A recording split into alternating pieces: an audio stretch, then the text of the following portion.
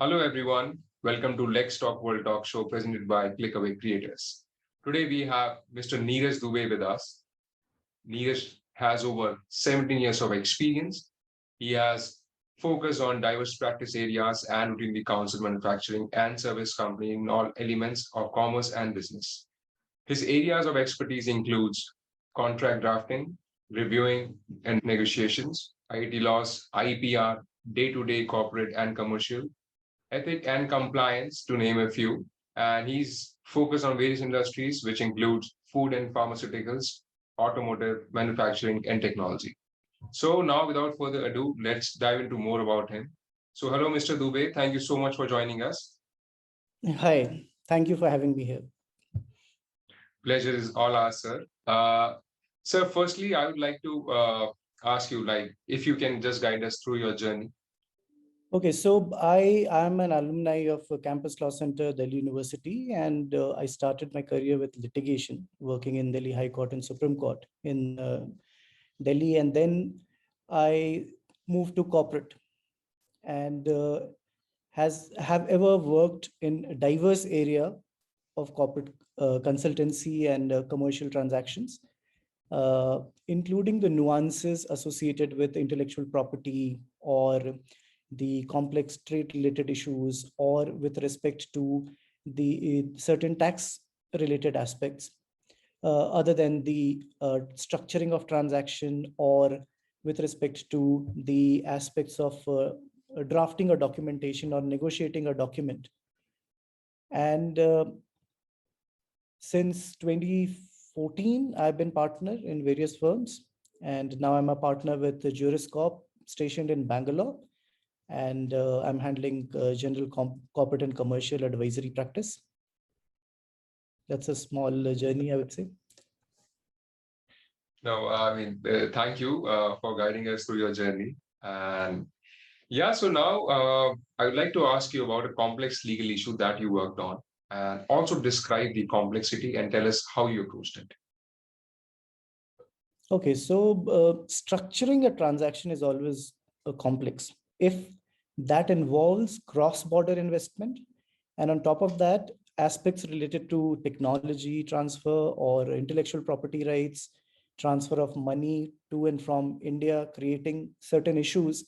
If it can amount to round tripping or certain restrictive aspects which the RBI or FEMA regulations restrict. Transfer of employees are also involved, or taxation, of course. So one such major assignment which involved all these aspects, and in such transaction, it's very engaging. It's very engaging and very enlightening. You need to take care of very small details, finer details. You need to have, you need to be vigilant with respect to all the documentation, because you're doing something in India time, you're doing something in other jurisdictions, so in other time zone, and you need to coordinate in multiple time zones or 2 time zones, and you need to have attention to details from 360-degree perspectives: corporate laws, international taxation, IPR, data protection, employment laws, immigration laws, secondments, FEMA related issues, or other regulatory and compliances. So even small aspects like opening of a bank account, you need to factor in the time that it may take, right? So what homework needs to be done? It's a very small thing, right? You don't need a lawyer to do that. But lawyers, since they're doing the transaction, and it is very important aspect, because once the account is open, then only money can come in, right? So how crucial that account opening becomes in a transaction is something that we need to factor in from the beginning. So having a complete understanding of the transaction is very important. At what point of time the employee should be transferred, at what point of time, or what kind of documentation you need to have while transferring the employee, so that you don't end up having issues with them in future, or in terms of issues that you can have with the regulators and you'd want to avoid right from the beginning. So I would say in the last year, these kind of transactions were I think the most important ones that I worked on. Thank you so much for sharing such an example. And now, moving forward, now that we are still trying to get out of the pandemic, and the pandemic saw some courts begin moving towards more remote proceedings and availability. So, is this sustainable and a possible way to increase access to justice, in your opinion? Well, you won't believe that in 2009, I had done a presentation in an international information technology conference on this subject matter, e-courts in India. Because I remember Delhi High Court had uh, started doing an experiment of electronic courts in India at that point of time. It was very a good step then, but a lot of people were laughing at the whole experiment. And it then seemed a very distant dream. Unfortunately, it had the credit goes to pandemic to force us to actually think having electronic courts, right? Having electronic hearings. And we saw this gradually becoming a reality. Though we struggled in the beginning when the pandemic struck because of lack of infrastructure in a lot of places, also in terms of lawyers not having adequate facilities, top law firms or senior partners who already had that kind of setup where they could adapt easily. But this percolated to the lower strata or the individual lawyers at a very later stage. And once it did, it was seamless for them. So though we struggled in the beginning, but gradually lawyers, even from the remotest part, smaller cities, smaller satellite towns, they participated in court affairs electronically. So in terms of increase in access to justice, of course, the way we see mobile penetration and its usage throughout India and the increase in the number of users every day. If you go and see the TRAI data, Telecom Regulatory Authority, they publish monthly and quarterly data of the penetration. So of course, people are becoming more and more aware. They have access to information now, which I would say 10 years back or 20 years back, we didn't have. So it becomes very important for them now to be aware of their rights as well, and how to enforce those rights, how to make the right noise in front of the right audience or right authority to get a hearing or to get heard. So this, of course, we are seeing more often now. And there were certain issues in the beginning, like we had one case of Shreya Singhal, wherein the posts in social media, which could be termed as defamatory, could land you in jail. But then Supreme Court found that such a provision in law is not warranted, and it was removed, right? Because people, they need to own what they're writing in social media, the way they are exercising their right of giving opinions on everything and anything. They should also be amenable to accept the consequence that it can lead to, but within the framework of what law prescribes. And law should not be arbitrary in those situations as well. So I think yes, this can definitely be done on a regular basis. Electronic courts can be done, even the authorities, other regulatory authorities, it can be done completely, because in Digital India concept or the program that was initiated, most of the ministries, they are now well versed with electronic ways of working, right? And I remember in 2006 when this drive started in Ministry of Corporate Affairs, the initial hiccups. But after 2010-11, everything became online for Ministry of Corporate Affairs. Now taxation, everything is online, whether it's Income Tax Authority or GST. So gradually all the other ministries, while dealing with public, they can also essentially conduct all their proceedings and the processes with respect to any third party in an online manner. And this can definitely would lead to an increased access to justice to people. Thank you so much for explaining everything in such a simpler way. Now, moving forward, in the era of legal technology, what are the most commonly used tools for you?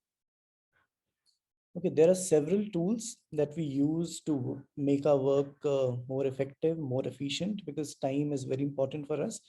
And but there are very few softwares that can actually assist lawyers in a very efficient way. The tools for compliances are there, document management, contract management, etc. But the general softwares which are available, and in the pandemic, we saw how Microsoft came up with their own business kit, right? A comprehensive kit for people to work, and a lot of businesses, including law firms, adopted that. So you have a comprehensive thing wherein you have a document, Excel or PowerPoint, Outlook, right? OneDrive in one, and Teams to talk to, right? To connect electronically or chat. So such kind of easygoing technology is something, if it comes uh, for only for law firms, only for lawyers, that would be something I think very interesting. And the general tools, I would say there are a lot of tools which we use for time management, which we use for billing. There are comprehensive tools, and they do help us in sorting out complex or clerical works, decreasing the time. And I'm hopeful better software will come to benefit the legal community. And existing softwares, they in their with their limitations, they are doing incredible work in their own domains. So I think more tools, more softwares, more innovation is needed in this sector.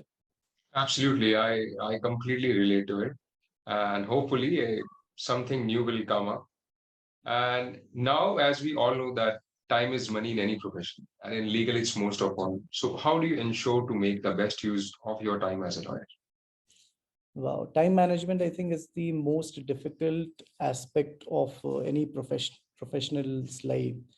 And as far as lawyers are concerned, time management is essential to a lawyer's success, because we have limited time and we have to make most of it. It involves a holistic understanding of what a lawyer is doing in his profession, the path he or she is treading, right? Where to reach, how to optimally use the resources which are available to us in the entire journey, how to get best and consistent results to continue having happy clients, continue increasing the outreach, and give back to society apart from whatever personal learning or CLE we do, or the things which are very dear to us we do, like reading books, right?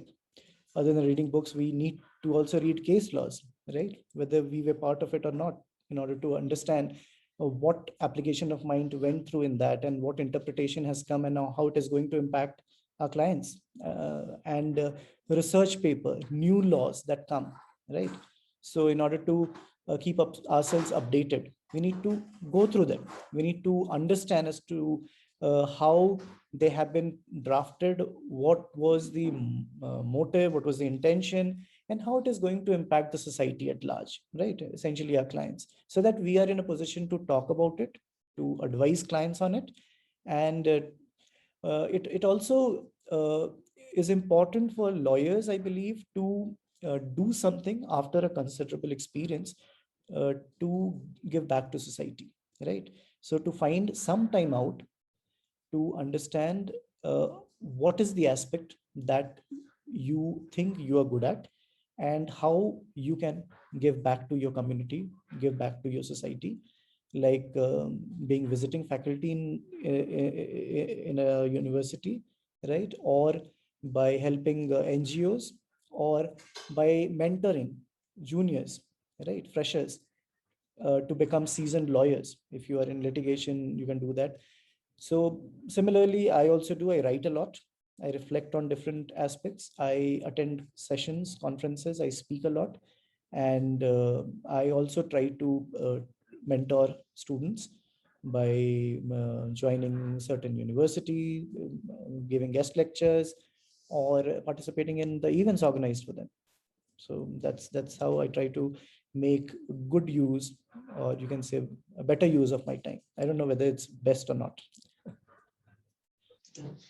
No, absolutely. This is actually, what we call the judicious use of time. So you are really utilizing it really, very carefully, and very right in every manner.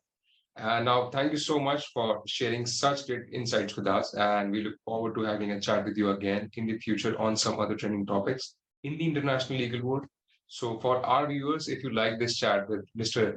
Neeraj Dubey, please like and share this video as much as you can and subscribe to Clickaway Creators YouTube channel to appreciate what we do. And you have more coming from the legal space. So, this is Nikhil for LexTalk World signing off.